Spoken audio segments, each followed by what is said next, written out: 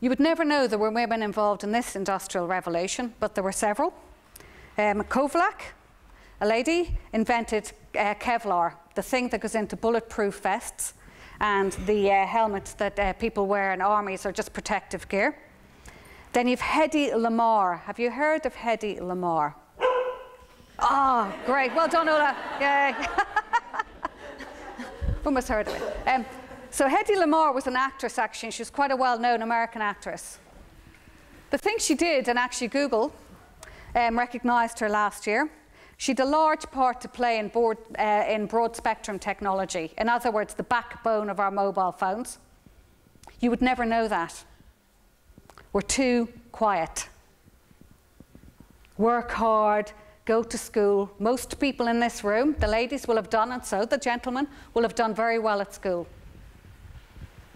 Most of you will have gone on to university, done very well in university, and assumed that if you got an A star in all of your exams, you would just rise.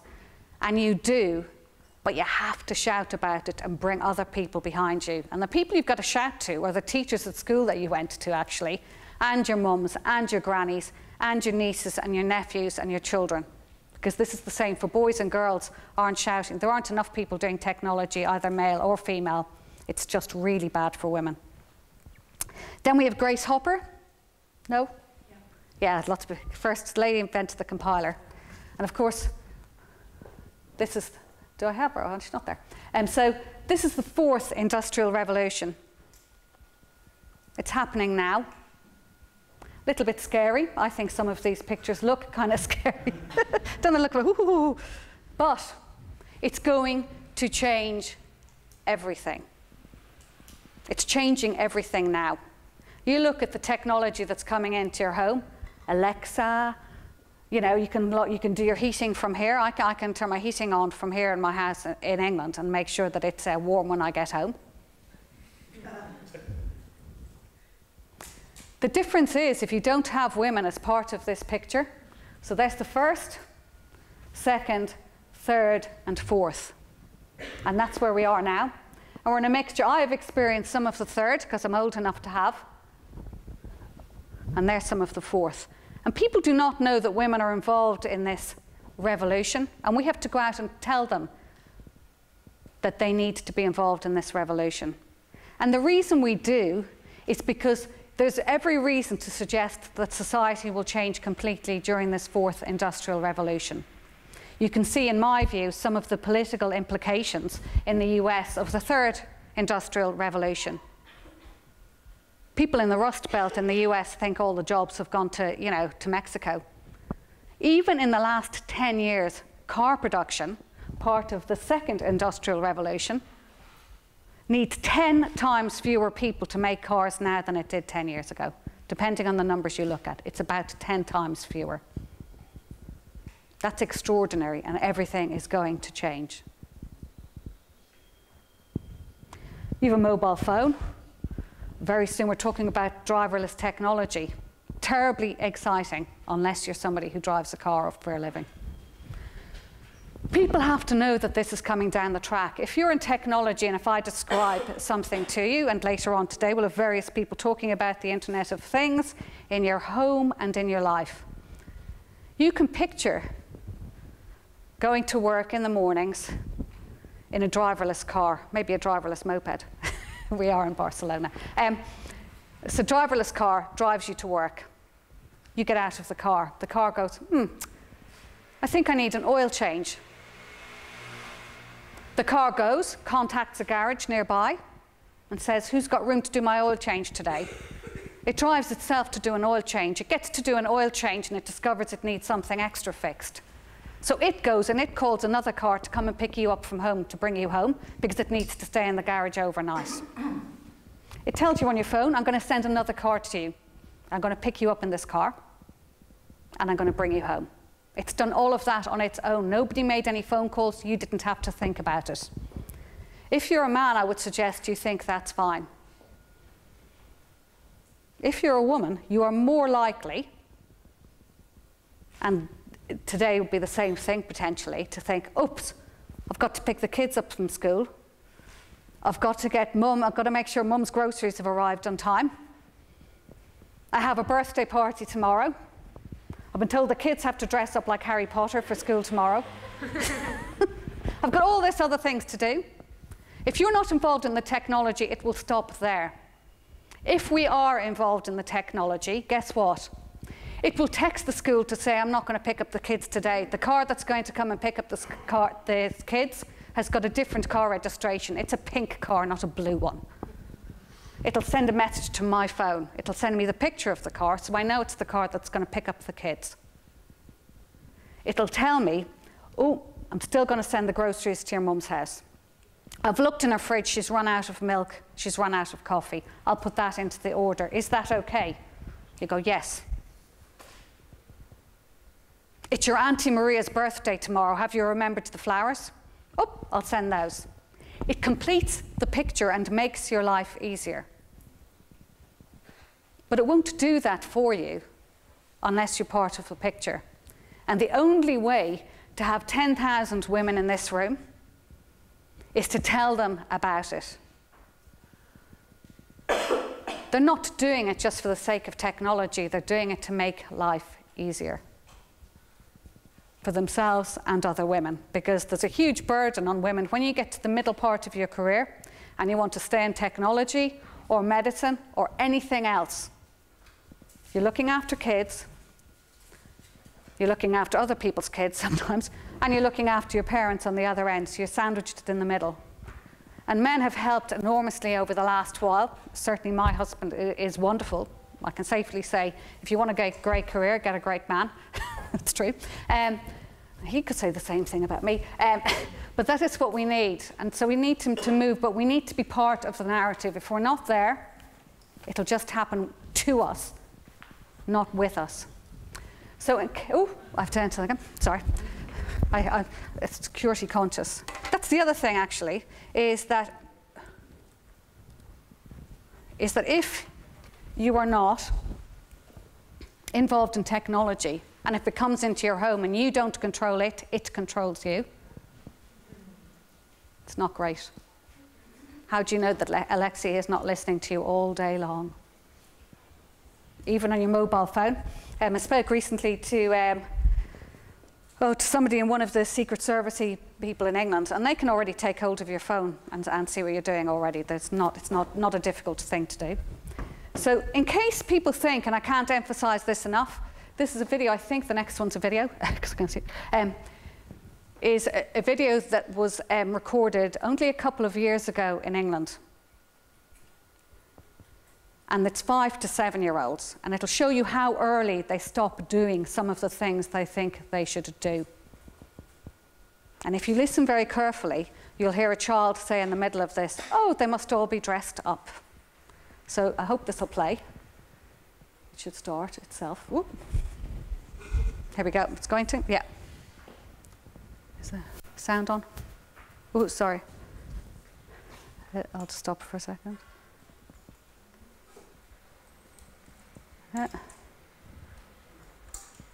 It's going to do the whole thing now. Sorry. Great. Okay, you okay? This afternoon we're going to draw people doing different jobs.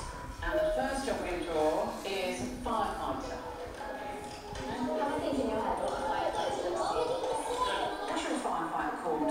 Mine's called Firefighter Gary. Firefighter Stan. Firefighter Simon. He's big and strong. He's got a big hat on. That's brilliant, isn't it? Next we're going to draw a surgeon. Have you thought of a name for your surgeon? Jim Bob. He's a brain surgeon. I think he would wear a stethoscope. He gives you medicine. That's his ambulance. Okay, next we're going to draw a fighter pilot. This is his jet plane. He rescues people. He likes to do stunts in the air and stuff. Okay, now who would like to meet these people for real?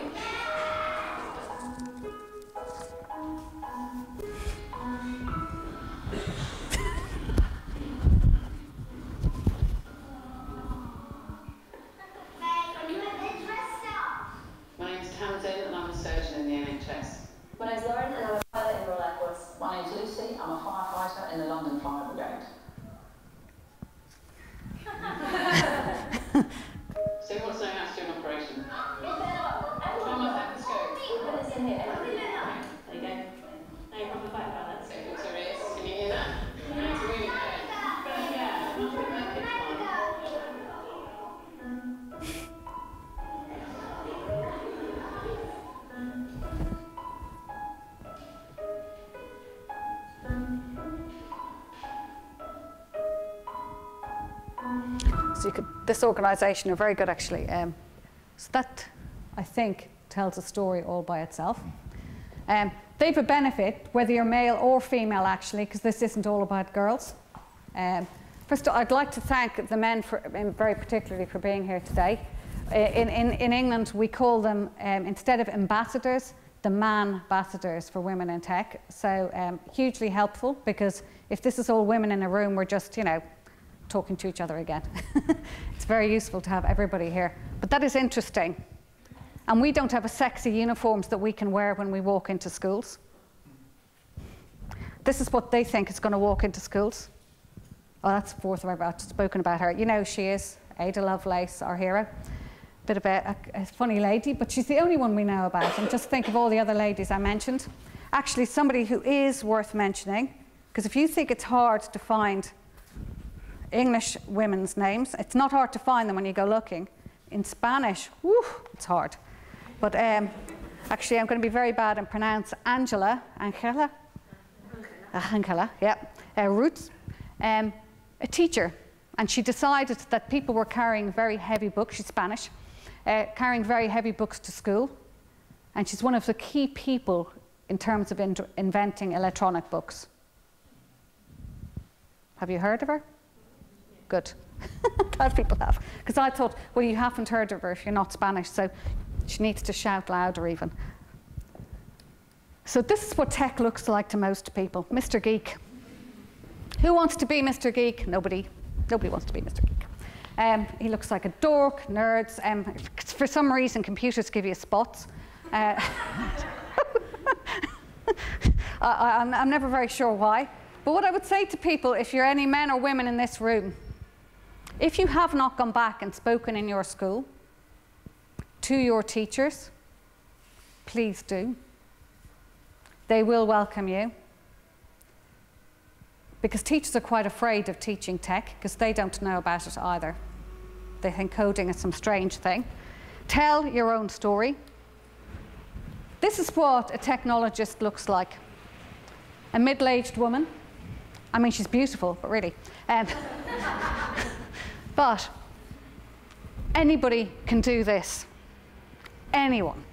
And everybody needs to know that they can do this. They don't have to be totally technical.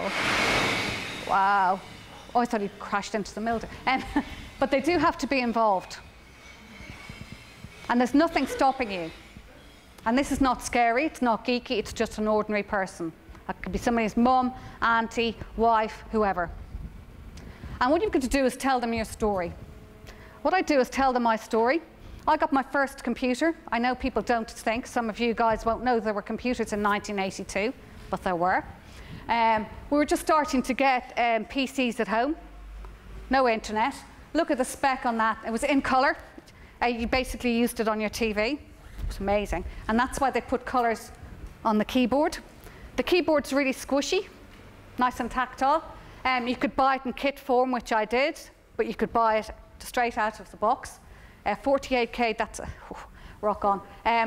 Used standard cassettes that you could just plug in a little device at the back. So unlike the Commodore 64, which I decided not to buy because it was too expensive and it needed special cassettes, this just took normal little tape cassettes like a tape recorder. It was pretty cheap and there were lots of games which kind of all looked the same. But it was very sociable because it took about 5 minutes to load every cassette and you played most of the games with your friends. So I really enjoyed it, but that's back in 1982. And the thing is that I was introduced to technology early and nobody told me I couldn't do it. I did a degree in computer science. It's still fewer than 18% of people doing computer science degrees are women. No better than it was when I got there. I did not know girls did not do tech. I sat there. There were 6 girls in a room twice the size of this doing computer science. 3 of us came from one small all-girls school. And we're there, are we in the wrong room? They must be doing something special for the girls or something in the next room. Nope, that was it. I mean, I will say an awful lot of the boys did look like that, but that's besides the point. But we were there. There aren't very many more of us today. And it gets ever more important that we are there. And it's why I go back into schools. And for me at this point, it's almost appealing to the teachers and the mums and the dads. Because if they know it, they'll push their kids to learn to code. I talk about driverless technology and it sounds great.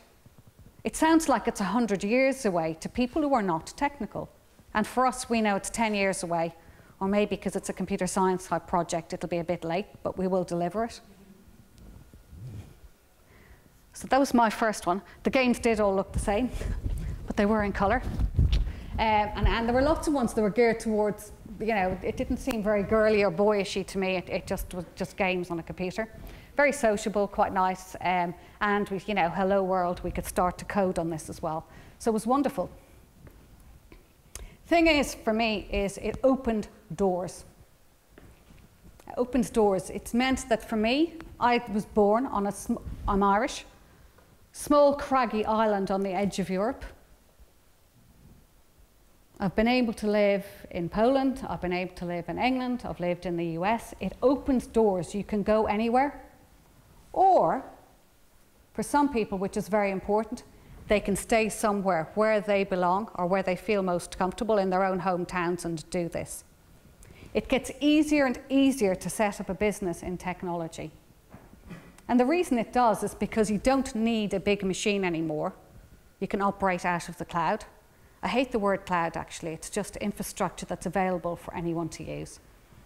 And you rent it. You rent aeroplanes now. Even Rolls-Royce don't sell very many engines anymore. You pay per use. You pay for the number of hours you use something. The benefit is for that, obviously, in setting up a company, is that you pay per use. You don't need a big initial outlay for a company, so it should be easier. But the big piece for me is it's going to influence the way we live for the next couple of 100 years. And some people are definitely going to suffer. There's every reason to suggest that women will suffer more than men in this fourth industrial revolution. And the reason we will is in this country, and in the UK, and certainly in Australia and Ireland, and in many other countries, women still occupy small part-time roles that are likely to be taken over by technology and by robots. What is true is if you tell girls early at school, somebody's talking about TensorFlow and things, you think of the difference that's made. If you talk to girls about TensorFlow and Python, or worse still, their mums about TensorFlow, Python and things, they get a bit. If you tell them there's a translation engine that can take English and translate it into Catalan or Spanish or any other language, they're interested. If you tell them that it can look at 100 brain scans, 10,000 brain scans in a few moments and change medicine, they're interested. If you start to talk about things like driverless cars and think, I'd like to go to the UK tonight. The weather's terrible. I don't know if the planes are going to fly, and I hate flying anyway. Driverless car with a bed in it. It can drive you the whole way to the UK by morning. You get to a place in the UK, the driverless car pulls up to a little port, like a little movable hotel, and you get out and you have your shower, because it's got a whole little shower unit in there. And not alone that, it's got a machine you can hand your clothes to and it'll press your clothes. You look all nice and groomed when you arrive. And you get out at the other end, and the only person you've seen is the person who does your hair, because every woman wants a hairdresser. So, you know, you can just move. Oh, sorry, I've done it again. Sorry. How did I do that? Right. So this is a grocery company. I work in a grocery company called Ocado Technology. And it's just a grocery company. Oh, where are we? This Mac. What's wrong with this? Don't use your own PC for these things. Later. Yeah. Right. And it's just a grocery company. And this isn't an advert for Ocado or anything. Every company out there has this stuff in it. So when you think you're going to be eating food, whatever, this evening, all of this stuff is happening in warehouses right now. This is what a shop is starting to look like. Can I get it to come up? They look very cute. But this is what's moving food around warehouses these days. And this is just a grocery store. We know this. This does not look striking or surprising to you. It looks interesting. To people outside of this room, particularly for women, they don't know this is happening. I don't need a big load of people in there to pick stuff. It's just a bunch of robots. And it's very interesting, and you need to be involved in this stuff. And if people can't see it, they cannot do it. You are the people that they can see. If they see you, they know they can do this too. And this is the kind of like, it's all right. I mean, we think it's very interesting. I love it, but it's not, you know what I mean? But this, you take this could work virtually anywhere and to do lots of different things. If I show you another one. But this is a this in many ways for me is more interesting because I have more involvement in this piece. This is a simulation of a whole warehouse. You can see the little thingies running around on top. So that's the robots running around on top. The box is coming in and out. The food is held down low in it. And there's people picking at the very edges. I wish it was a bit clear on this, but it's okay. But these are the sort of things people can do. Simulation, maths, physics, computer science. It's all hardcore math subjects. But it's not a great mystery. Now, I've shown you these ones. These are highly technical, but there's lots of non-technical jobs. I think somebody's going to be talking about usability and making things fun, making it complete later on, to make it usable. There's no point in having a big bunch of tech nobody can use.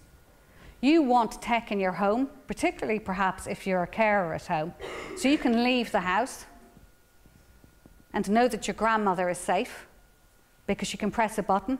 Or every so often, with her permission, you can look on the phone and make sure she's okay and happy at home. Have a little wave while you're out at work. Everything is okay.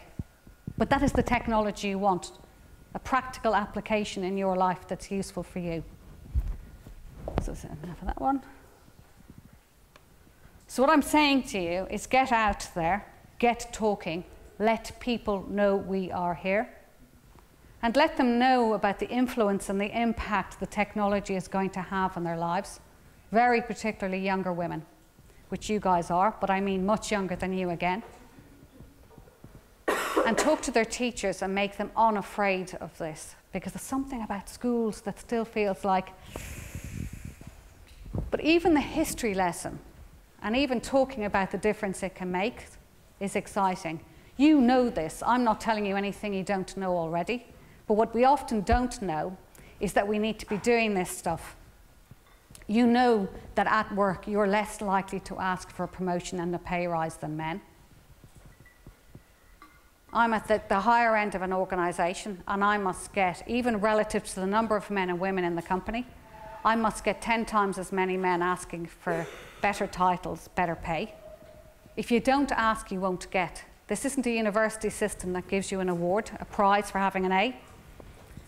It gives it for tenacity and asking, actually, and telling people, I'm ready for that job, I'd really like to do it. Because if you're not telling them, 10 other people wanted that job, and they'll have told them. If you are in a position in HR or something to influence the way job ads are written for technology, start to look at the ads and say, are they suitable for women, for minorities, for people who look a bit different, act a bit different? Increase the diversity in the workforce. It's what you need to make this stuff work, be they male or female. Show the picture, push it. And the other piece to do, actually, oddly, has proved very, very effective, and one of the most effective things to do at work, is to tell people before they go into an interview. It's okay to do diversity training, but that happens once every 20 years or something. But the thing that's most important is to say to people before they go into a room, to be conscious of the fact that they will find it easier to interview somebody who looks like them and acts like them. And what you're trying to do is to find people with the best skills, not just people who look like you and act like you. So if you're a woman, you're more likely to pick a woman. If you're a man, you're more likely to pick a man. If you're white, you're more likely to pick somebody who's white, all of that kind of thing. And the most effective way to eliminate some of that is simply to say it to people before they go into an interview, to be conscious of their own bias. Because naturally, it's easier to speak to somebody who went to school with you. You have a shared history. You can spend 5 minutes talking at the start of an interview. But you have to grow outside of that to increase diversity. It'll make a big difference in this country. And this could become the Silicon Valley like everybody else in the whole world, or you're just going to take what comes to you. A little bit of an advert to finish up. Ooh, Am I off again? I think that. Right. Code for Life actually is something that I'm very proud of, so I'm not ashamed to cover it off here. Code for Life is something we did in Ocado as part of corporate social responsibility. The company makes no money from it at all. It's used by 90,000 children now. We started primary school children, so from the age of 4 years old through to about 12. It's open sourced, so anybody could help us with it at this point. It's been largely translated into Catalan, and we're continuing on with it in Ocado Technology here in Barcelona. But we have it translated into Polish, English, and very soon into Bulgarian, if we can do Cyrillic alphabet. It's used in 150 countries, and it's free. And the most important thing for anybody who's going to use it is that it has a teacher's pack. So a teacher trying to teach this in school, or somebody doing it at home, needs to know nothing. And it is entirely free. So I'm very proud of it because so many people have found it beneficial. Basically, it takes you through coding through from Blockly through to Python in a series of games. And because it's Ocado, it's moving vans and that kind of thing. But it's quite useful, it's quite interesting. We've got a lot of kids to use it. And the reason we introduced it actually is because thankfully in the UK now, it is compulsory to teach coding in schools. If I could do one thing here, I would say you guys should be writing to the Spanish government to tell them to make it compulsory here. Frightens teachers, but just keep at them until they, yeah, but it's just keep, you know what I mean, because you're going to change the world, because otherwise the kids up there are, you know, have been doing this for 4 years now. Are kids here 4 years behind? I don't know. But I know we used to do computer science and computer programming even in Ireland in the late 80s at school. So that's 30 years ago now. And then everybody stopped doing it. They started to do kind of business studies, learning Microsoft Excel and things like that. But they weren't coding anymore. And in the UK, they decided to go back to coding after lots of technology companies nagged them. It scares the teachers, which is why several companies put these out, because it has a teacher's pack and the teacher needs to know nothing. And we've had lots of teachers, we have 1,500 schools using it in over 150 countries. Some in the US, you'd be amazed. You think in Silicon Valley they'd have lots of this stuff, but they don't, so they use this. In the UK, some in Spain, lots in Poland, Australia, all over the world. So we're very, very proud of it. So what I'm saying to you once again is it's a very exciting time to be alive. We can all make a huge difference. We're in the lucky position of being here. We have to realize how lucky we are and to share that story with others, particularly women, but also with men. Because if you're sharing it with somebody's mother, you're sharing it with the whole family. And they all need to be a part of this journey.